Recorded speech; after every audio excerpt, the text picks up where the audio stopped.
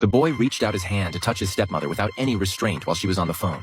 Seeing that the stepmother didn't react, the boy became even more outrageous. In the middle of the night, he secretly watched what was going on between his stepmother and his father. At a crucial moment, the stepmother sensed something was wrong. She quickly went up to the attic to check. As a result, she found that the gap in the attic was right above the double bed they had just used. The stepmother immediately realized that it must have been done by the boy. Just as she was about to go and question the boy, she found a large number of women's intimate clothing in the attic. The stepmother realized that things were serious and quickly went to question the boy.